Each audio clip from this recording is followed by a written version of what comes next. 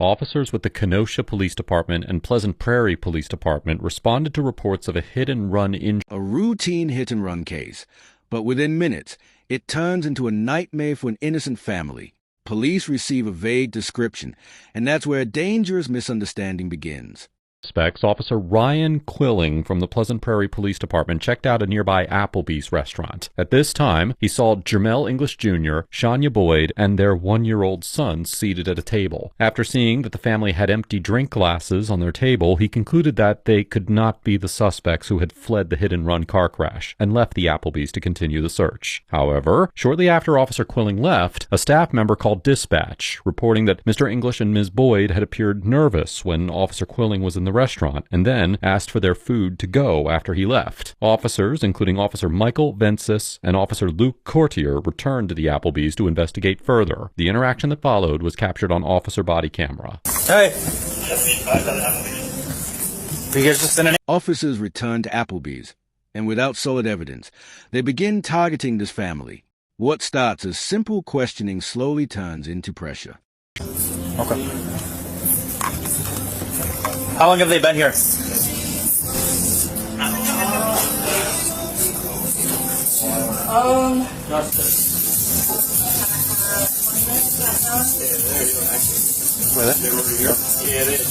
the table that just walked in you guys just called about? Okay. Where are you guys driving? A quarter 727. We want to clear you from this, so you can just... For Genesis Cruise, I'm just asking what you Sunday drove in. license, Wisconsin and Dallas, Illinois, don't speaker. So you don't know which vehicle you came in today? They were already here when I was here. You guys got a car in the parking lot? That's what they're arguing about right now.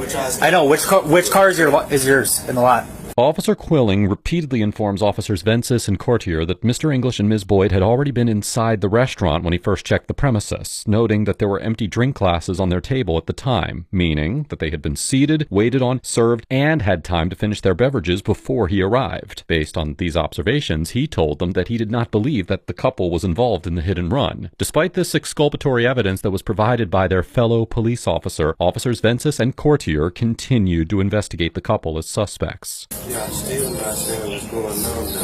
Yeah, there was an accident out there, and somebody said that they saw you guys run in with the baby. That's what we're seeing. They described a female with a top. So that's why if you guys can just tell us what car you came in, we can be done. That's over with. They said somebody had red on, carrying a baby, so... Yeah, and there's somebody else who's in here with red on too. But they're not here right now. Okay, then, so go find them. So then where's your car that you came in? That's what you can do till you can check. Where's the car that you came in? Somebody. Accident, y'all. You're not free to go right now. You are detained right now until we can figure it out. Because I'm going to take my son to the... The situation escalates when officers clearly state, "You are detained." This is no longer a casual conversation. It's now a legal detention without clear evidence. Officers may not detain an individual without reasonable, articulable suspicion to believe that they are involved in criminal activity. In this instance, Under the law, police need reasonable suspicion to detain someone. Hey, they're relying on a vague description that doesn't even fully match.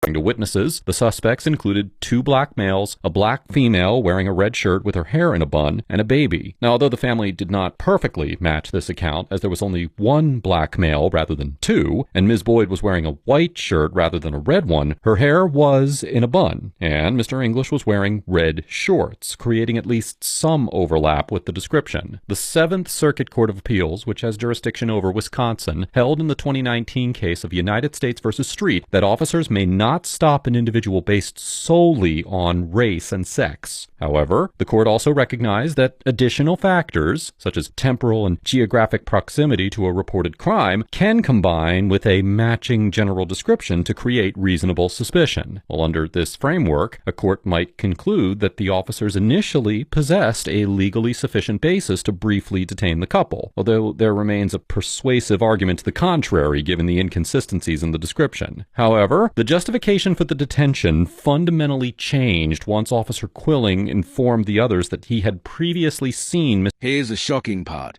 Another officer had already confirmed that this family had been inside the restaurant for quite some time, meaning they couldn't have been involved. Yet, this crucial detail is ignored.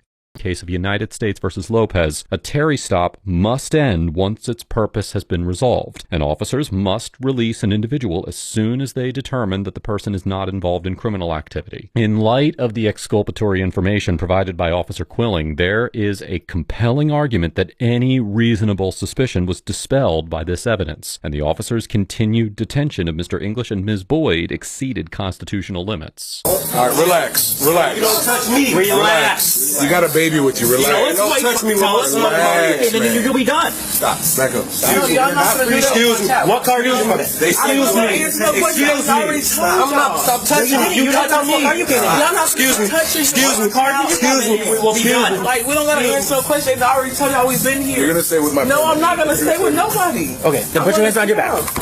I'm not gonna. Tension reaches a breaking point when the father tries to take care of his baby, and officers begin using force. The situation quickly spirals out of control. No! I'm not doing that! Stop it! Stop it! Baby down now. Put your hands behind your back. Put your hands. Go with him. Squeeze it up. Stop. Squeezing me down. Here. Are you kidding me? Are y'all kidding me? Get the off it! Baby, hey, Let him go! I need to do it. Are y'all kidding me? What the f*** on the ground now. Stop crying. Stop. Get out, some police! I got it. What is going on? Look here. Let go. Let go. Okay. Watch out! What is going on? What is going on? I'm confused. What is going on? Officers forcibly take Mr. English to the ground, ordering him to put his hands behind his back, and Officer Michael Vinces strikes him several times in order. The father is taken to the ground and struck multiple times, while the mother is hit with pepper spray. All of this unfolds in front of their child. After witnessing the ongoing struggle involving Mr. English and her son, Officer Luke Courtier deploys pepper spray against her. Under the Fourth Amendment, the constitutionality of force used during a detention is evaluated under the objective reasonableness standard established in the 1989 case of Graham versus Connor, which requires consideration of the severity of the suspected offense, whether the individual posed an immediate threat, and whether the individual was actively resisting or attempting to flee. Here, officers believed that the couple matched the description of fleeing hit-and-run suspects, and both individuals physically resisted officers' efforts to restrain them. Courts have recognized that physical strikes and pepper spray may be permissible when a suspect is actively resisting or refusing to comply with lawful commands. However, a court assessing these facts would need to determine whether the resistance exhibited by each individual, combined with whatever necessity existed for the officer's need to secure the scene and effect the physical detentions, rendered the force used proportionate to the circumstances, or whether the officer's actions exceeded what a objectively reasonable officer would have deemed necessary, with consideration being given to the strong evidence from Officer Quilling indicating that the couple was not actually involved in the hit-and-run accident. I'm confused. What is going on? Yeah, but you're obstructing my investigation. The scene turns chaotic. Bystanders are recording. Confusion spreads. But the officers remain focused on control, not clarity. Bro, I'm not doing nothing. I was just fucking... Back up. I'm right here, bro. Stop moving towards us. Sit over on your butt. On your butt, man. Oh my God, what is going on? Sit up. Are you okay? No, because I'm confused. I'm waiting on my child. What is going on? Y'all pulling my hair. I don't know. I wasn't out here. We got to stop yelling. Are we good now? This is so up. I'm sitting here waiting on my food. Stop yelling. That one in custody? Let's get it out. All right. Ready? We're going to stand up. Ready? Just call him. Just call rescue. 7:35. We'll take rescue out here. So we got someone We're going to stand up. Ready? Call 1, 2, 3. my mom. No, we're not calling your mom. You're an adult. More my child that right is so right here. Stop moving forward. I'm a line right here. Listen, you can record all you want. You step forward one more time, you're going to jail. Do you understand me? Bro, I'm right here. You see this table? I was standing exactly where I was fucking 2 seconds ago. Please stop talking to me. I'm trying to see. That's it. Hold on. Stay there. Where's my baby? Where's my child? This is so wrong. I can't believe it. Ray, it's a bunch of kids. I'm going to hell. Yo, back up, else you're gonna get arrested. I'm done. Back up. I did. You just told me I was okay. Keep moving. Sir, you just told me I was okay. Keep moving. Hey. Tell me when is in the far north. Keep going. Far north. Right there. I can't see. You're gonna stop yelling right now. You have to stop. That stands for me.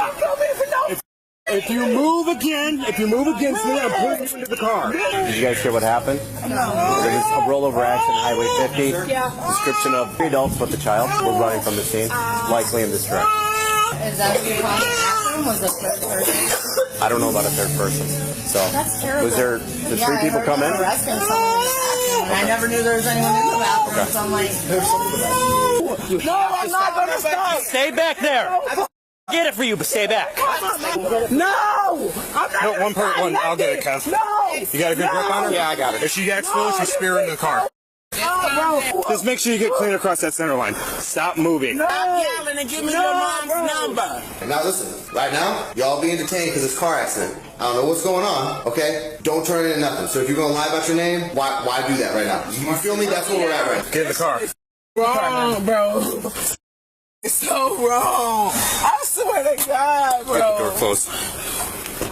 All right, you good? I'm going to go back in there and help. Yeah.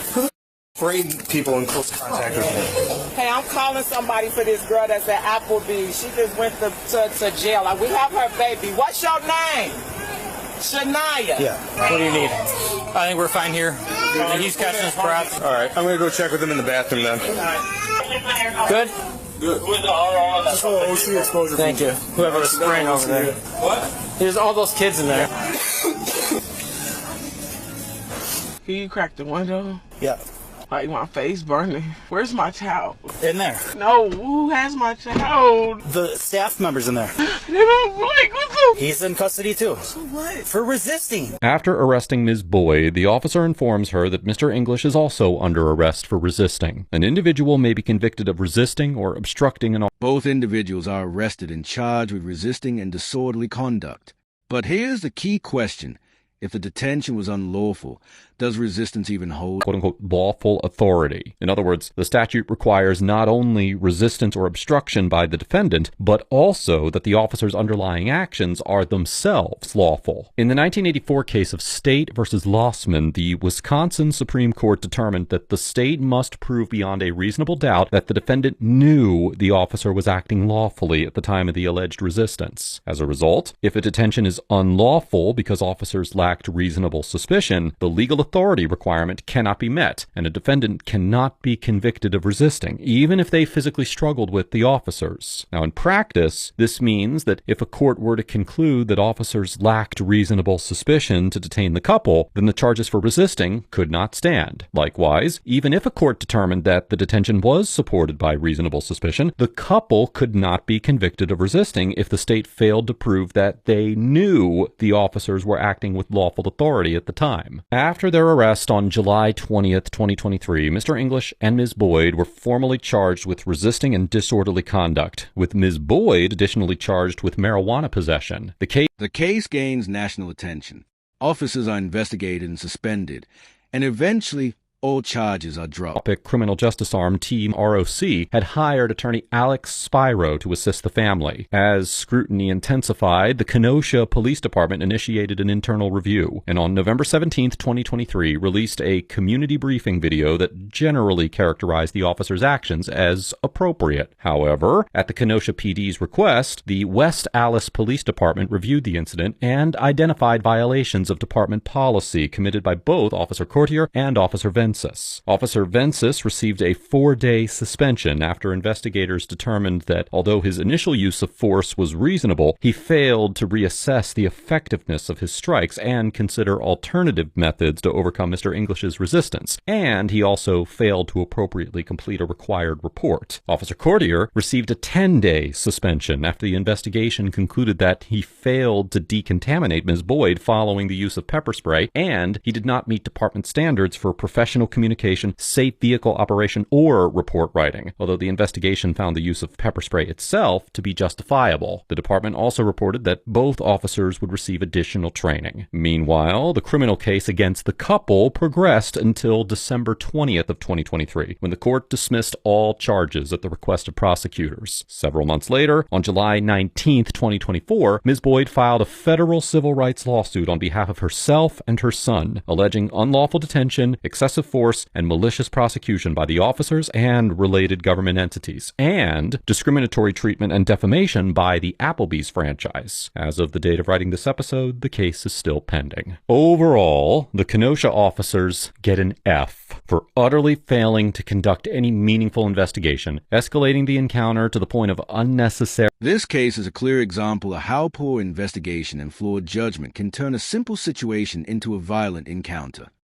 The most prevalent failure in the conduct of the Kenosha officers is their reluctance to employ any investigative tools or measures at any point in the encounter, despite having direct evidence from a fellow officer that should have dispelled their suspicion. The officers did not review the restaurant surveillance video, they didn't run the license plate for the vehicle involved in the hit and run, and they ignored the most important piece of exculpatory information in the entire encounter: their own officers' observations. Officer Quilling had already checked the Applebee's, observed Mr. English and Ms. Boyd seated with their child, and specifically noted empty drink glasses on the table, which indicated that they had been present long enough that they could not have just fled the crash moments earlier. He repeated those observations to Officers Vensis and Courtier and told them that he did not believe that the couple was involved, but they continued treating the family as suspects anyway. This fact was also conveniently edited out of the Kenosha Police Department's official response, as well as many other police-related YouTube channels who covered this interaction. Even if a court were willing to grant the officers some degree of latitude based on temporal and geographic proximity, a lawful Terry stop cannot be sustained on inertia once its justification collapses. The investigative failures of the officers quickly catalyzed into escalation, and ultimately fed directly into an unnecessary use of force. Furthermore, the department went on to publicly support the actions of the officers and imply that Ms. Boyd and Mr. English were the escalating party because they refused to identify themselves when they were not lawfully required to do so. Citizens are under no legal obligation to assist officers with their investigation, but officers have a duty to conduct thorough investigations that respect the rights of citizens, and the Kenosha officers on the scene and the department as a whole failed to understand or employ either of those fundamental concepts. This interaction highlights how quickly an officer can convert uncertainty into illegality through blatantly ignoring investigative standards and practices and allowing control tactics to substitute for constitutional policing. As for Ms. Boyd and Mr. English, we will not be issuing a grade for their conduct in this encounter, because although there are many aspects of their conduct that are worthy of critique, which we will discuss, they were entirely innocent citizens who were unexpectedly and unwillingly thrust into a tense police interaction simply because the officers refused to carry out a legitimate investigation. Now, with that said, innocence does not automatically translate into prudent legal conduct during a police detention, and their response included decisions that predict. The lesson is simple.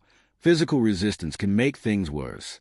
But at the same time, law enforcement must use their authority responsibly. Consensual questioning into a physical detention, well then both Ms. Boyd and Mr. English engaged in physical resistance during efforts to restrain them, which the officers then used to justify increasingly forceful control measures. Even when the underlying detention is unlawful, resisting an arrest or detention with force is an extremely risky act that likely would not have worked out in their favor in most other states. And I would caution everyone, even residents of states where resisting an unlawful arrest is lawful, to refrain from physically engaging officers and instead reserve justice for the courtroom. The obvious and most prudent course of action would have been to cooperate with the detention and then contest its legality later in court. However, it is important to bear in mind that Ms. Boyd and Mr. English were ultimately proven innocent of the suspected crimes, and it is plainly apparent from the footage that the officers could have made that determination through far less intrusive means. While there is certainly blame to be placed on both parties for how this interaction played out, it was the investigative failures of the Kenosha officers that precipitated the encounter and subsequently led to its escalation. And while I do not support much of the conduct of Ms. Boyd and Mr. English during this interaction, I do commend them for following up this interaction with the proper legal action and for holding the officers and department accountable for their